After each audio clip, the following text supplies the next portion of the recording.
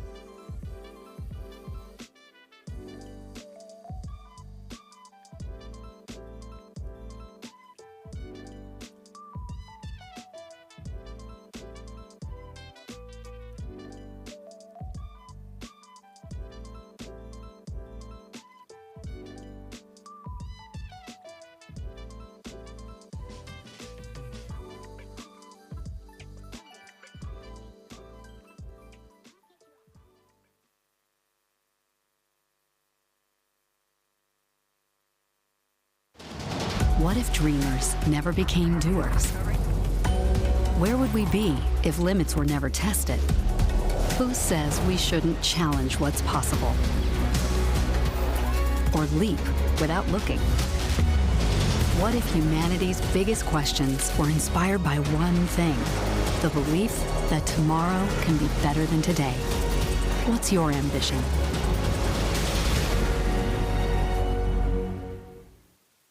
Please take your seats. The program is about to begin.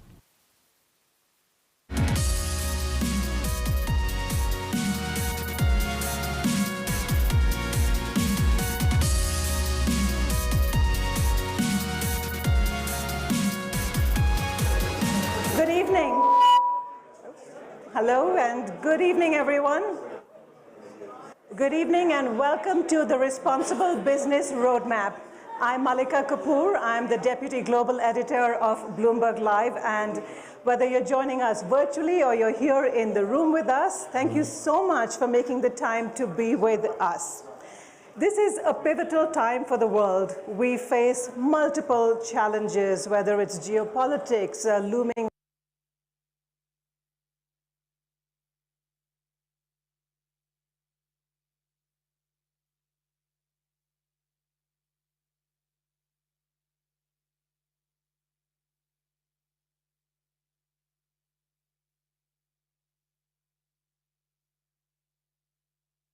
them in just a minute.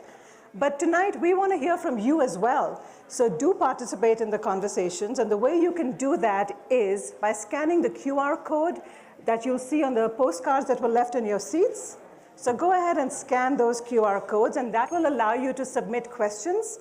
And we encourage you to do that. So please send in your questions, and the moderators, Madison and I, will try and get to as many of those questions as we can. Also, please engage with us on social media. We are active there, and the hashtag is Responsible Roadmap. So talk to us on Twitter, LinkedIn, Facebook, Instagram. We're everywhere, and we are active. So please do that. We look forward to engaging with you there. And finally, I want to acknowledge and say a big thank you to our sponsor, Wipro, for making this evening possible. And with that, I'm going to hand it over to my colleague, Madison.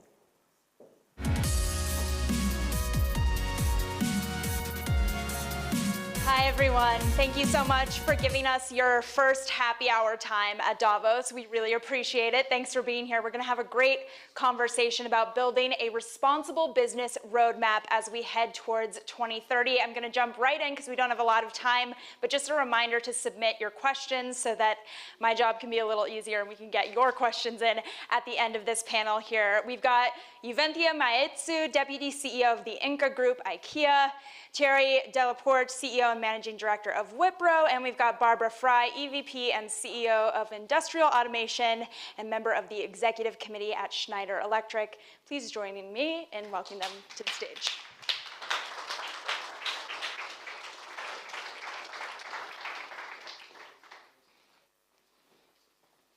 Great. There is. Thank you.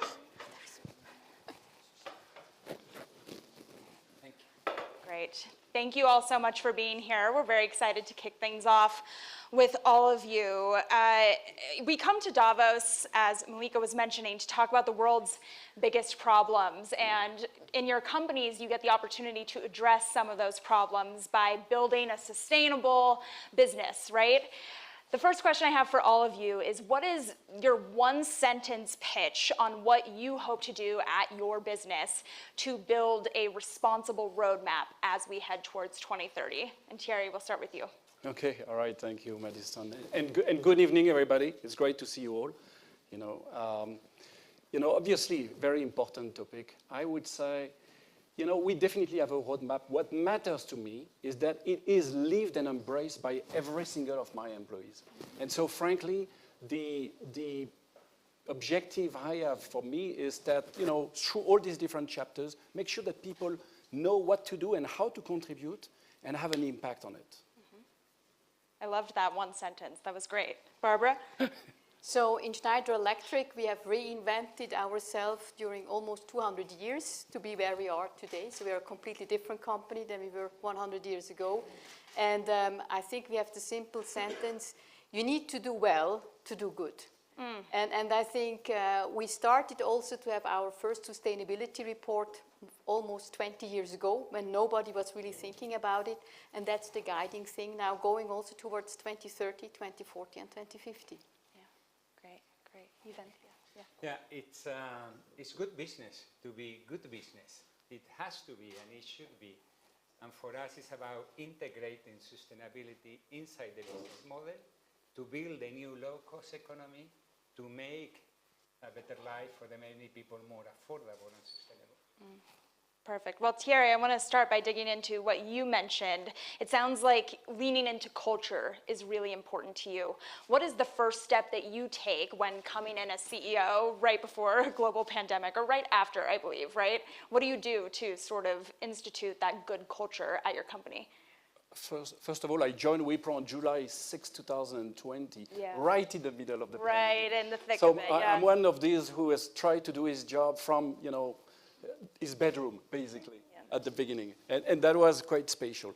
When we look at being responsible, there's multiple angles to that, right? You have an angle which is, how do we make sure that as a company we carry, the right values of integrity, the values of authenticity, being just sincere in what we are doing. Diversity, how do we deploy diversity? How do we become a company that is truly global and embrace diversity and inclusion? Social good. I mean, how on earth could we focus on driving objectives, targets, drive performance without paying attention to what it can have as an impact to the social good? One thing I am incredibly proud of, and not me, I inherited it. Wipro is a unique company, right?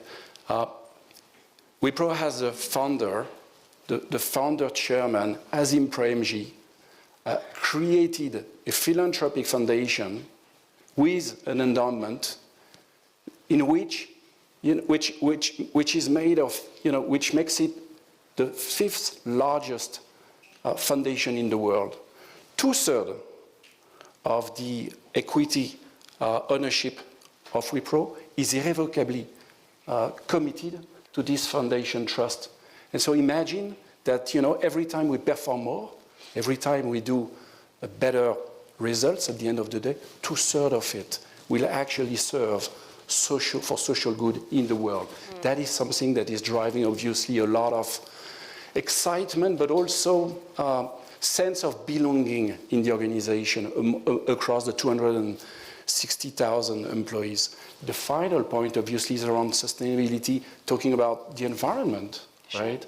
And we'll probably talk more about that, but, whether it is in the way we are being, clean, focus on the net zero emission, how do we are making sure that we are contributing to, the macro target set, around the world, but also how do we advise our clients as consultants, as partners, about how they can do a good job as well. So this is a massive, that's a lot of stuff. Yeah, it's not an easy job to be the CEO of a big company, I imagine. So you've got a lot on your plate. Barbara, I want to talk a little bit about what Thierry was mentioning, sustainability. That can mean so many different things. What does it mean to you? So sustainability, as we see it in Schneider Electric, has different dimensions. On one hand, it's really the CO2 emissions, the climate targets that we have, the pledge that we have set, and working towards it. And there is a good way and trajectory now, because for the first time since many, many years, the short-term goals and the medium-term goals are coming together. So we need to save energy short-term, and this will help our mid-term goals. But it's not only this one. It's, as you mentioned, it's diversity. We have clear plans how we want to hire diversity, not only in gender, but also in age, experience, is it in the different continents. It's also biodiversity, where we put a big emphasis on, and then also in the local community. In Schneider Electric, we empower a lot the local organizations, and each local organization has also the mandate to do good things in their community and really drive those projects. And I think these are around 11 goals we are pursuing in a relatively strict manner, and has been proven to be successful. How do you reach out to those local organizations, and what are some of the challenges of going local? How do you do that successfully? It's very much about trust. You need strong local leaders. Yeah. And I think the trust to the local leaders is really a key ingredient, and the local leaders then will, based on the input also from what we put globally, the initiatives locally. And of course you need to adopt them. You cannot talk in all the environments about LGBTI. You cannot talk about in all the environments about certain things. So we adopt it according to the culture also, and that makes it really powerful. But again, trust is a big element in really being successful in the rollout. Yeah, and we're going to talk more about that as well. But I want to go to you. Actually, let me ask the group, who here has IKEA products in your home? Anyone? Okay, great, love that. I live in New York City, so it's pretty much my entire apartment. So I'm very excited to get to ask you some questions about the company. You want to ask for discounts, maybe? Well, I would never do such a thing as a journalist, please. But your CEO, Jesper, and I know that you work with him, of course, has said that people, they're not going to pay a premium for sustainability. They expect the company to take the hit before they do. But what does that look like in practice, right? How do you do that? Yeah, I think it's a good question. We clarify internally what performance looks like. How do we know if we are doing a good job? How do we evaluate people? Because this is the way to measure exactly the question you are asking. And we clarify internally that for us, performance is about creating value in 4 things. One is a better homes for the many people in the product we offer, but also in the way that this product contributes to a better life.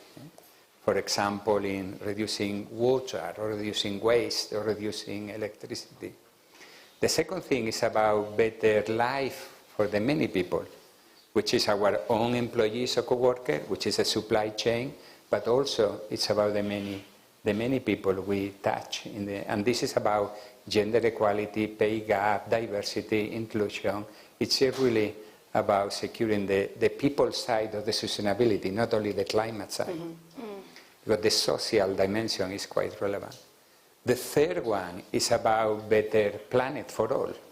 And this is, we have decided to become climate positive by 2030 by reducing more greenhouse gas emissions that we create.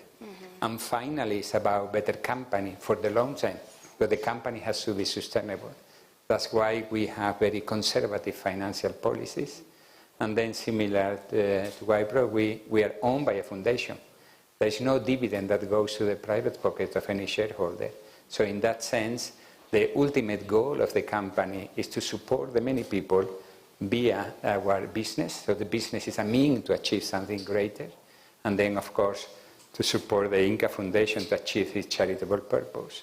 And when you clarify this, you then end up, you eliminate or mitigate the dilemmas. Do I say the planet or the wallet? I don't know anyone who wants to destroy the planet, but I know many people who are lost in the house. And by moving from dilemmas to polarities, we feel we amplify the framework. And this is what good performance at the end of the day should be. Well, this is exactly what I want to pick up on, because like you said, not everyone has the luxury to not have to necessarily decide between wallet and climate. I wonder if, given your perspectives, you have advice for others. Thierry, I want to start with you. For others in the room who do have to think about that capital allocation, who are thinking, I have to take money away from this pile to put it into the sustainability pile, what's your advice to them on how to make those choices? I'm not sure I can give any advice. I think I would only reflect on, how I'm doing it, and if ever it is can be applied to any other business. Certainly, when you look at an investment, it's clear that you could either say, okay, I'm going to focus on the return on investment and the payback, and completely ignore the social aspect of it. I like what you say, Juvencio, which is, wallet or planet.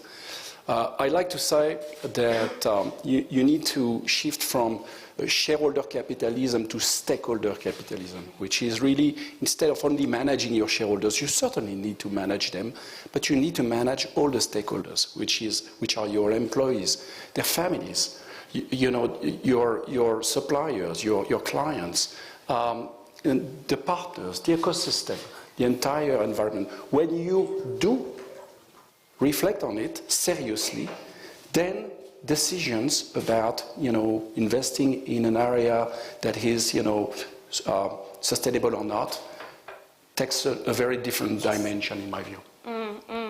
It's really critical. And I wonder to what extent for all of you, your employees push the envelope a little bit as well when it comes to these conversations. Barbara, I wonder if you can talk about the next generation of workers who are coming to your company. Do you find that younger folks, Gen Z folks, are coming in and saying, and kind of demanding what they want to see from a company that they work for? Absolutely, absolutely. That's on the agenda every day. Yeah. And this is why I think today you have to be a company who puts sustainability on the forefront of the business model, because otherwise you don't attract any more talents. And I'm absolutely convinced to be a great company, you need to attract great people. And of course it helps if you are very advanced in saying, hey, look, this is what we do as a company, not only that we want to be sustainable in the way how we operate, we also want to be sustainable for our customers. So the solution that we bring to our customer helps them to save energy, they become more productive, they can decarbonize their production. And I think that's extremely attractive for young people to jump in. And we are also challenged, and of course, on many levels. So there's never enough in that sense. Yeah. Thierry, I saw you kind of shaking your head at that. Did you want to add? You know, I've no doubt that our employees, you talk about the employees, and I've no doubt that, you know, they really have a deep understanding of what it means and what they would expect the companies to do. And I'm pretty sure that, you know, it happens that we disappoint them, you know, because of all the different, you know, priorities of a day. But I think for them to feel they play a key role, they need to get a certain transparency, a visibility on the metrics. That's where, you know, measuring all these different aspects of what it is to be, responsible. We need, it doesn't mean that having metrics is all. You mean our sustainability index, for instance? Correct, metrics, yeah. Exactly. But having it visible and broken down into elements that people feel I can contribute to it makes a huge difference. If suddenly you realize, I take a small example in our industry, which is that, you know, actually consultants travel. Sure. And before the pandemic, right, consultants were traveling systematically to visit clients. With the COVID pandemic, we actually realized that you can do a great job and continue to be quite productive without having to travel. So what does it change? Now, it doesn't mean you want your people to stay at home every day. It's a lot more complex. But, you know, you probably want to give them the tools that they have the ability to make the right decisions and decide whether it makes sense or not to travel. Sure. And be just more conscious. Yeah, yeah. It's not just your employees getting in on the sustainability goals, but it's also your consumers. And I wonder if you can talk about that from the perspective of IKEA with the kind of circular economy approach that you have. Yeah, so it's a good question, both the coworker and the consumer, because at the end of the day, why do we need to be sustainable? It's because the consumer demands you to do that. The co-workers demand you to do that, but also the business demands you to do that, because somehow people are waiting, but sometimes it's too late, sorry, it's too early, and suddenly it's too late. So you have to act. In the consumer, we ran this big survey with thousands of consumers around the world. And then 9 out of 10 were really worried about the climate. 7 out of 10 wanted to take action, and only 4 out of 10 were taking enough actions. So there is a big gap in between what consumers really want to and the lack of knowledge and the solution. So we have to help consumers for a better life at home, and this is the role we have. How can we really provide solution to the consumer? We touch the life of many people, billions of people in the world, and we have a big responsibility to support consumers, and it has to be affordable. You cannot pay a premium. The day sustainability is expensive, it's gone. So the only way is to build economy of scale, to build really the technology that helps you to make it really the new low-cost model. And being smart in resources is to be smart in climate and low cost. So that's what I merge beautifully, purpose and profit. Barbara, did you want to add to that? Yeah, I think it's very much, people always think, and we touched it now several times, you have to compromise between sustainability and making a business, and I fully disagree with that statement. The technology to really reduce CO2 emissions is here. It has even become more affordable in the last 10 years because we have all the means for digitalization. And that's the starting point of every reduction. You need first to measure, and then you need to see in what kind of status you are, and then you can reduce it. And it's really important end to end that you're going to implement it. So I buy the wood from someone. The wood is produced in a certain way. We have from mines the material. So, and everyone in this chain has to really follow this one. And that's why I'm absolutely convinced it's not a compromise. It's always a business. And I think this has come to an acceleration I have never seen before. And I think this is extremely positive. Do you think we're past having to talk to each other about the business case for climate change, or does everyone get that now, or are we still needing to have that conversation? I believe that you can have a rational approach to this topic, and so I think you need, it's part of the business case. It does, you do need a business case, but it's part of the business case. The fact that, it's driving, good for the planet is part of the business case. I agree entirely with you, Thierry. As an example, we invested in a company called Retour Matras. Only that company is recycling 1 million mattresses in the Netherlands. 1 million. 1 million? 1 million. Just in the Netherlands? Only in the Netherlands. There are 40 million mattresses to be recycled in Europe. And 40 million mattresses is 3 billion tons of less CO2. And then this company is profitable today. But then, of course, you need to partner not only with the industry, and you need to partner with governments. So the business case works when you really come together. That's why no one can solve everything, but everybody has to do something. And when you combine that, the business works. As Barbara, you said earlier when we were talking, you can't do it alone. You have to work in an ecosystem. Yeah. Exactly like the circular economy is really, really important also in our business. But it's a heck lot of work to make it happen. And we make it happen in some countries because we know the installed base.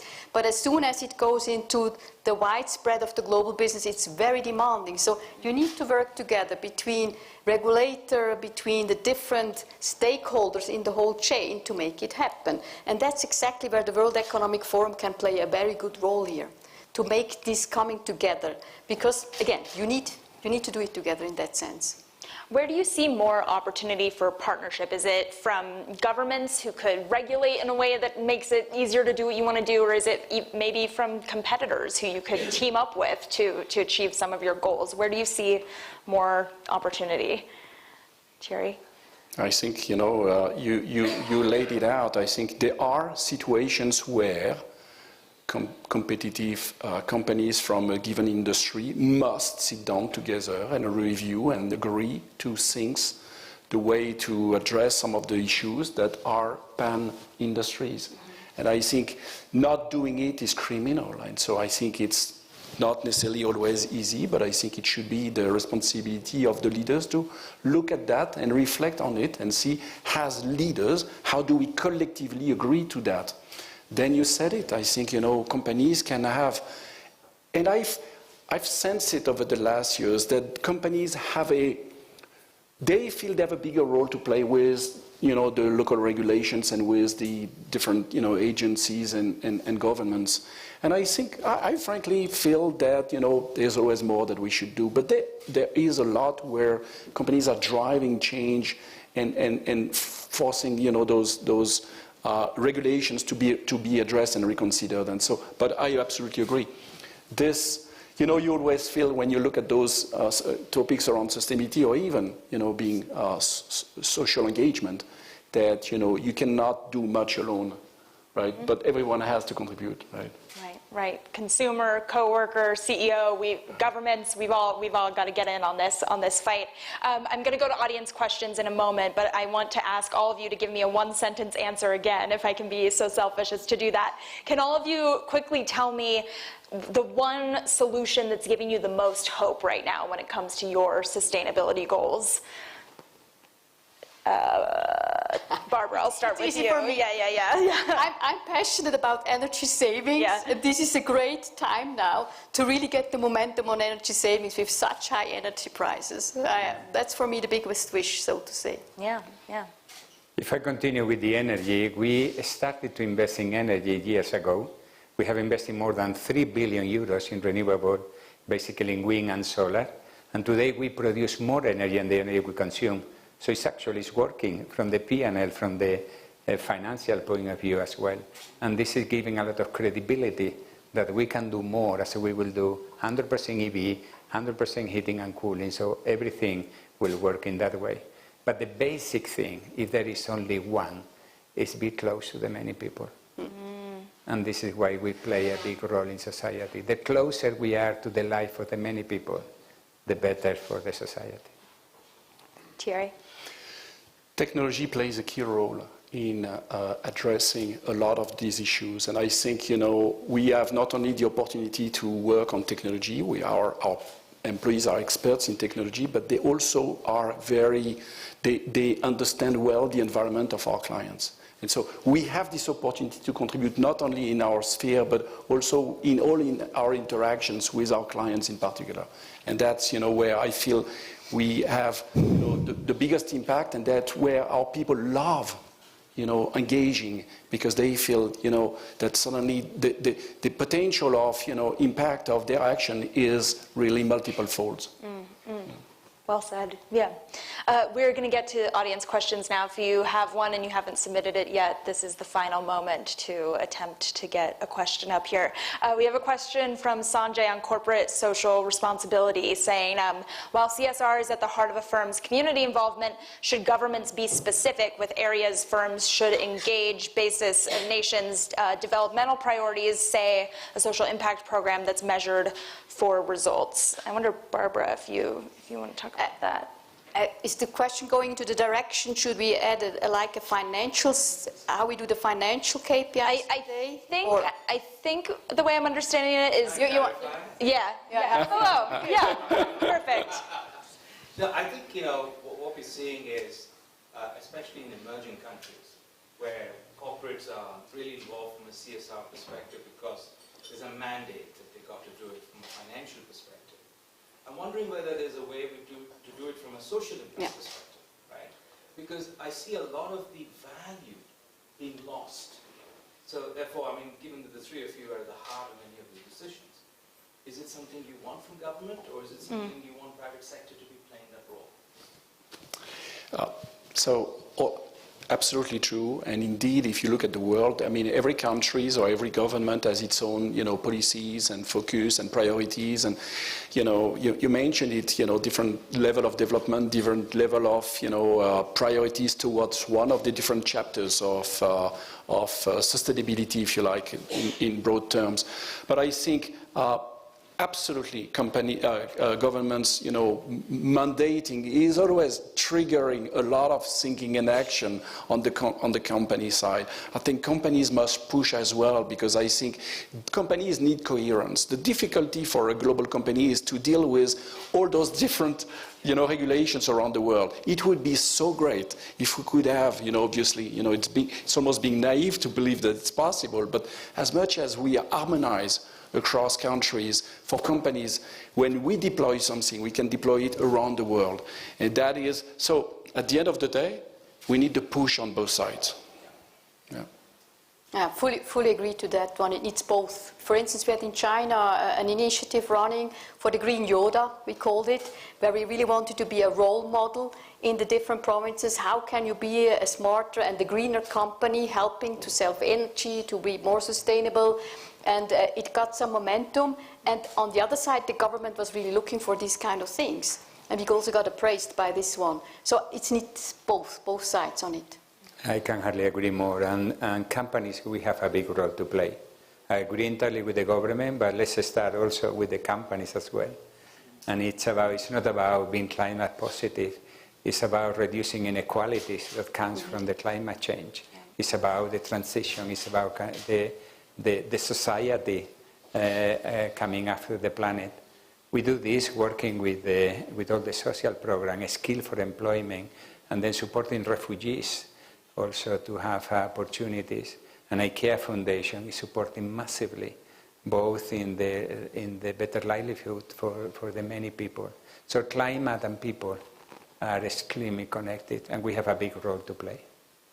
I want to try to squeeze in this last question from Henrietta, because I really wish I'd asked this. It's a great question.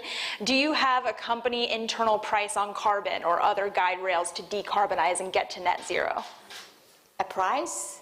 Yeah, like do you charge yourself, basically? Do you tax yourself every time you have to use Can I say something here? Yeah. Because I have two views here. Yeah. On one side, I think carbon tax is good to measure the cost. Yeah.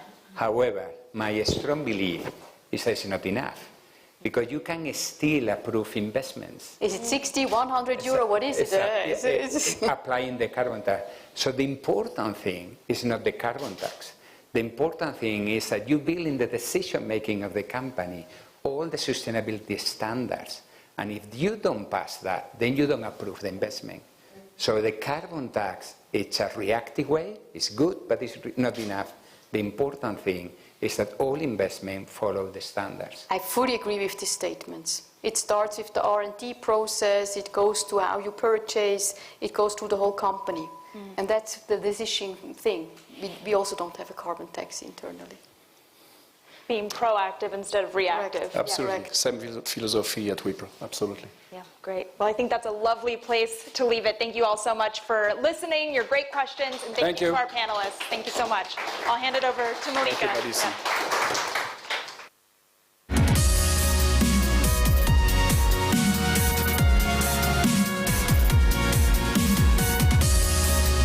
That was such a great conversation, and I hope you enjoyed it as much as I did.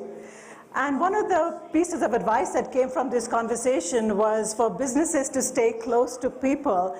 And that's such a perfect segue into our next interview, because the role of our next CEO is to do just that, is to bring people closer together and to connect people. So please join me in giving a really warm welcome to the CEO of one of the largest online travel platforms in the world. She's here from China. Please, a warm welcome for Jane Sun, the CEO of Trip.com.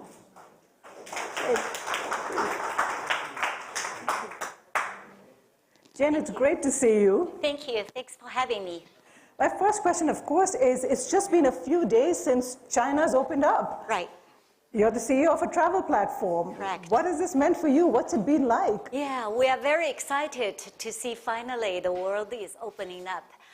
From our backend data, the demand is surged very quickly. Domestically, our number already recovered to 2019 level. Outside of China, for the foreign friends, they are also traveling with 3-digit growth. The most challenging piece will be cross-border, because the capacity still needs to be built. But we're hoping during the second half of the year, everything will be back to normal.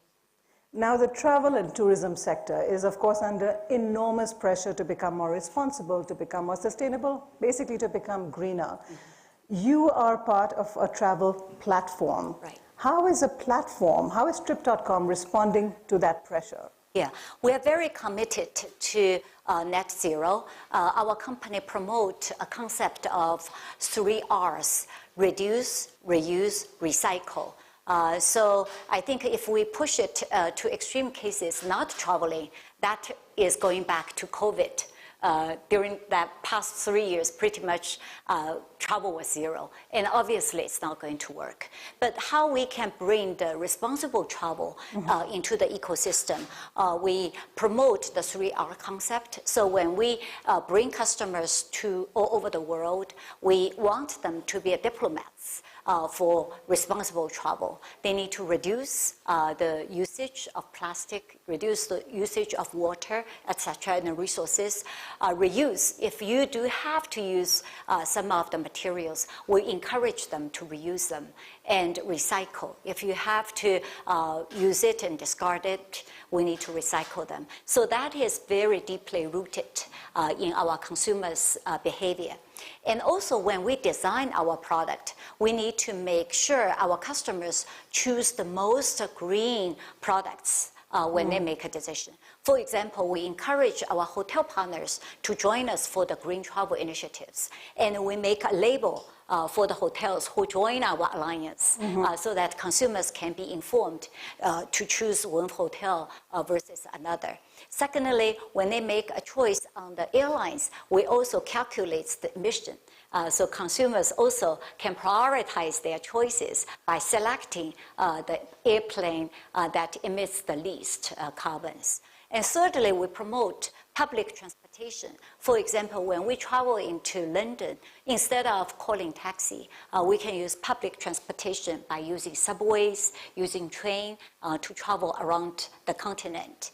And lastly, we also promote long stay or group meetings. Meetings like this really save us to travel, because in 1 week we can meet global CEOs, global leaders, rather than travel from London to France to New York. That can also save quite a lot.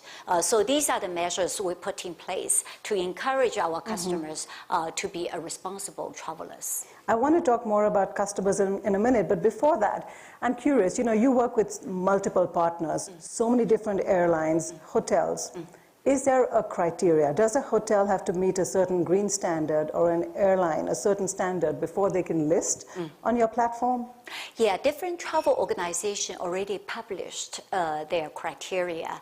So for example, we, for WTTC, World Tourism and Travel Organization, they also publish, the green criteria. Pretty much similar. We pretty much embedded our 3 Rs into these criteria. So let's talk about customers, and I want to bring you all in here. I'm just curious, what is the first thing you look at when you decide to buy a plane ticket? So just very informally, raise your hands if it's price. Really, 2 people? Okay, we're getting a few more. Is it, the duration, whether you're flying direct or via? Oh, that's more for typical, that. Yeah, because this is a business group, high-end customers. That is true. How about destination? How many customers, decide their vacation based on their destination? Okay, yeah. Okay, how many of you look at the carbon footprint of your journey and make that a deciding factor? Okay, so Jane, that's what we need to change, right? Right. Yeah, so a very typical pool is that with this forum, I expect direct flights will be the majority of the choices. If you go to university, on the other hand, price is the first priority because of the different status. When I was a student, I would do multiple stops in order to get some savings. That's kind of normal. So basically, depending on your economic status and also the value of your time, different customers will have different perspective. But what we're hoping for is that when you travel, you can also do everything you can to conserve energy, conserve resources. And for our customer, we give them loyalty points. Yeah. If they donate these loyalty points, we'll double that and make sure we buy credits to offset carbon footprint. When you're searching on a platform for a holiday or a business trip or whatever, there are filters, right? And you can choose your filters. You can search according to the time of day you want to travel, cheapest to highest to lowest fare. When are we going to see a time when, carbon footprint is an option that you can choose? You don't see it on many options. We do. When you select trip products for flight, you have a sorting criteria for carbon emission. And you can select flights according to that. Yeah. Well, we have to all we need a shift in our mindset, right, for that. How has the pandemic changed a consumer's view on travel? Do you think the fact that we were all forced to slow down is changing the way consumers are thinking about travel, or is ecotourism something that we're just not ready for yet? I think we have seen the trends we call 4 S's. The first S is safety driven. More and more customers really want to be very well protected when they're traveling. So we are working with our airline partners, hotel partners, to make sure they put in safety measures to protect our customers when they come abroad. The second one is smaller group. So consumers, rather than get on the bus with 50 people, sometimes they prefer to travel with their families and close friends. The third one is short booking window, because they don't know what's going on, when is the outbreak. So they choose to do a short booking window. And last one is very encouraging. Our young travelers is very sustainable driven. So they want to travel to places that is very with sustainable products. That is why we're building our product, and consumers can select based on the sustainability. Now, sustainability is one issue, but for a business to be responsible, there are many other ways you can create sort of that responsible roadmap. And I know for you personally, getting more women into the workforce is really, really important. Right. Give us some numbers. Tell us exactly what the makeup of your workforce is now, men, women. Sure. We do quite a lot to empower the female leadership. When a female is pregnant, we offer free taxi to bring her to work and bring her to home after work. When the baby is born, we give them $800 as a welcome gift, $3,000 as education fee. When they come back to work, we build very nice nursing rooms and offer flexible working hours for them. And still, that's not enough.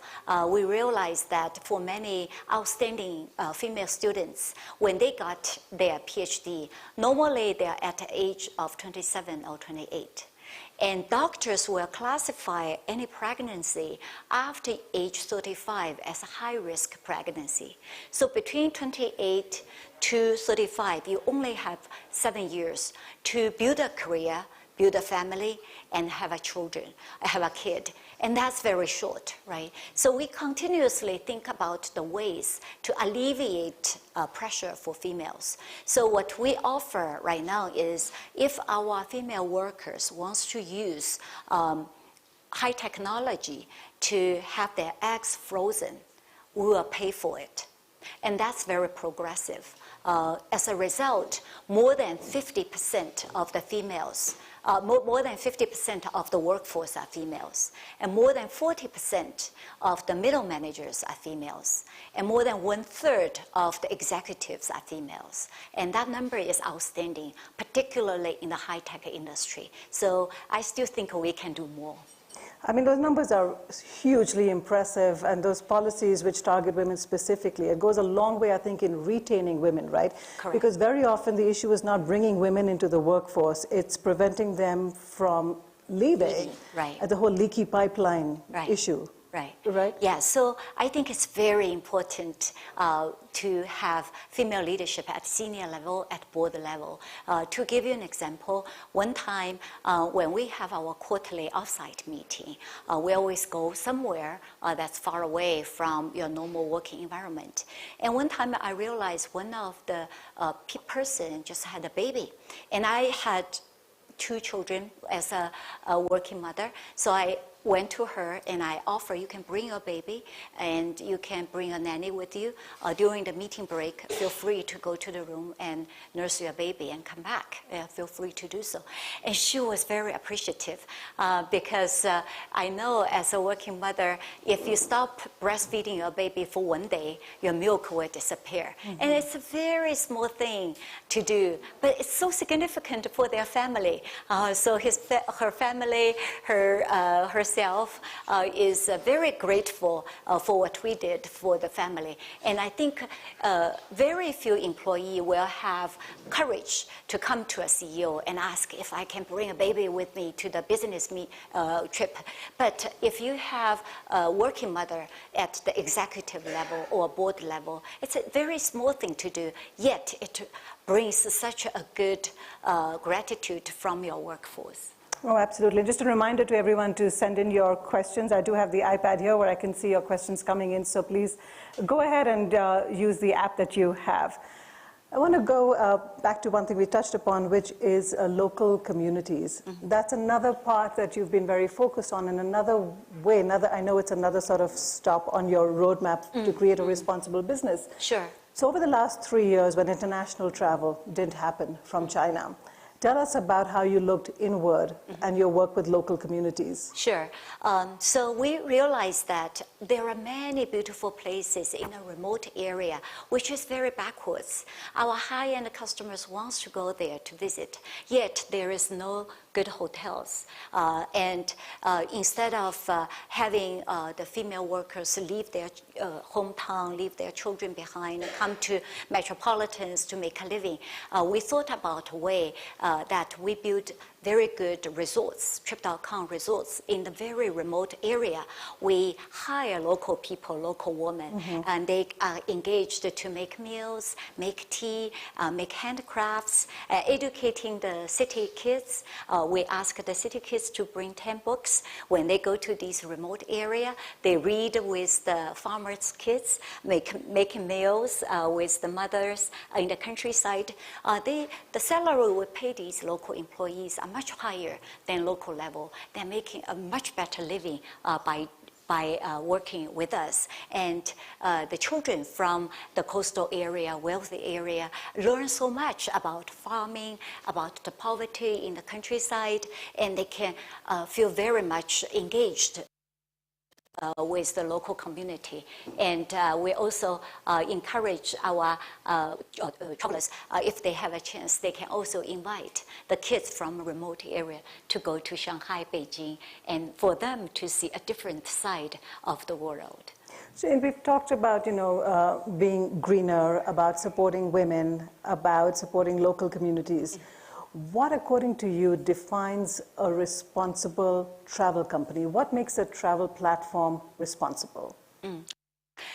Travel is very essential for our daily work because travel brings about 10% of the global job opportunities as well as GDP. So stop traveling is not a solution for ESG because you may address the E, but you're not responsible for S, right? So we need to take a very good view to make sure we address all the issues.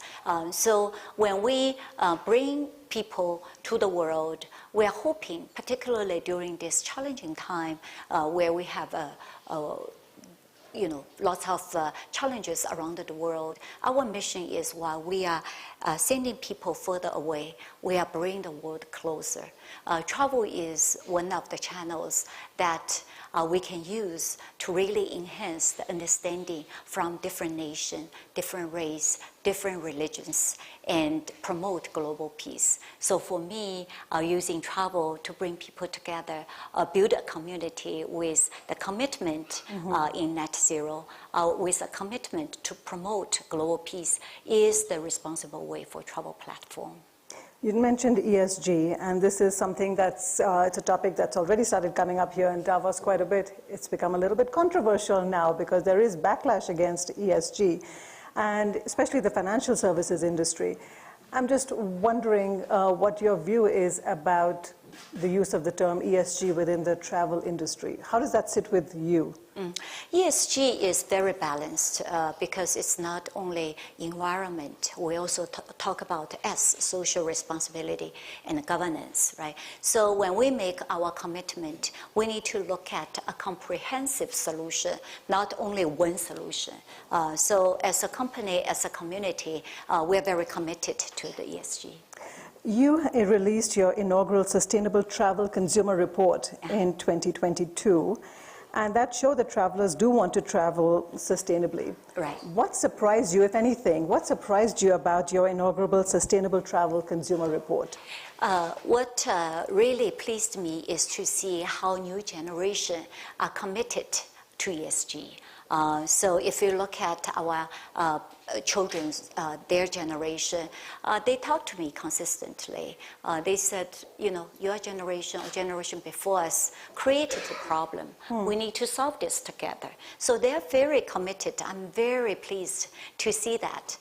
So I see the hope from our future generation. We owe them a duty to solve the issue with them. What are some of the challenges that you worry about when you think about, you want to fill the next generation with hope, you want to create a greener environment, a greener travel industry for them? What's the main stumbling block? What do you I think? think we need to not only conserve energy and do everything we can with our understanding, we also need to invest in major technology breakthrough. I was very encouraged. You got the right people here. Yeah. I was very encouraged to see Lawrence Livermore results on the nuclear energy had a major breakthrough. Right now it's only at the lab level. It probably will bring forward 10 years, reduce our carbon emission goal 10 years if it works in a scalable manner. So as organization, if we can commit more dollar amount for technology breakthrough, I think that's coupling with our efforts based on the current knowledge, that might move our steps much further. And we're at the start of 2023. What is sort of a short-term goal for you?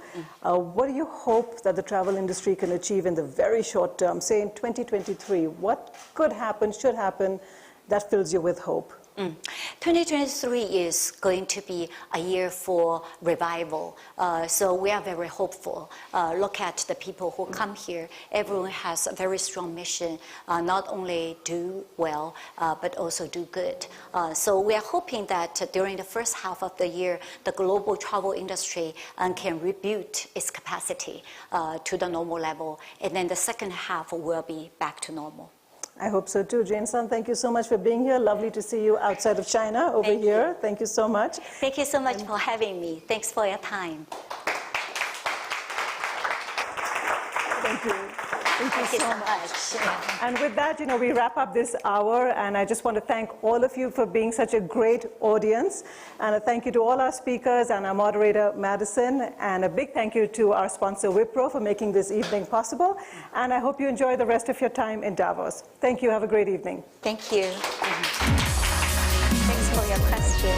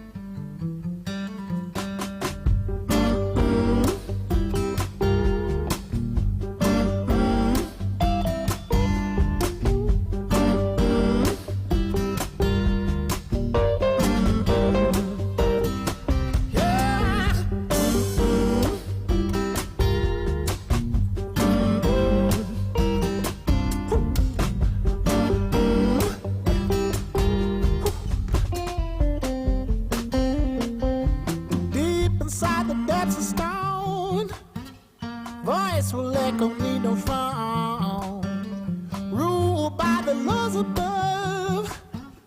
Nature shows me, makes me taught. I could climb this mountain now, rise above the clouds and see. Well, oh, the force that kept me strong. Never did I mean no wrong. 'Cause I ain't looking back. Ain't looking back.